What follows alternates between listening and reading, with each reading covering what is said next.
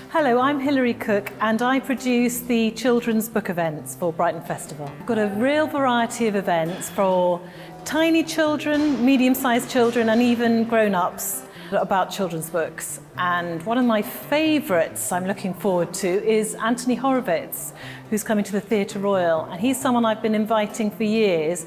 And usually during May, he's out of the country. So it's quite a thrill that he's going to appear and talk about his new Alex Rider stories.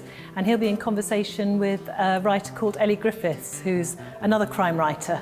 So that should be a great conversation. I've got an author called Carrie Bernal coming to the festival. Some parents will know her as a CBeebies presenter, but this is actually her first book for the sort of 9 to 12 age group, and it's called The Girl with the Shark's Teeth. And it's got a Brighton setting. It's a girl who goes to rescue her mum on an underwater adventure. She starts off on Brighton Beach and ends up in Barbados, which, let's face it, is what we're all after. And she's a lovely, engaging speaker, and she'll also be helping young people talk about how to be creative, how to write short stories, things like that. One of my events about children's book is actually for grown-ups, and it's a panel event, and it's called Writing Big Themes for Small People. And it's got 4 authors having a conversation.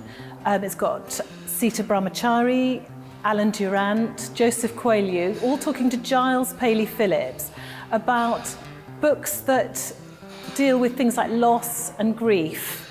And it's a discussion really about why they chose to write sad books, and also how these can help parents have conversations about death, or maybe there'll have been a death in the family, something like that. How children's books can help with loss and grief and difficult questions. So I'm quite looking forward to that, because all 4 books that these authors have written are really, really beautiful and accessible, and actually surprisingly joyous considering the sadness of the subjects.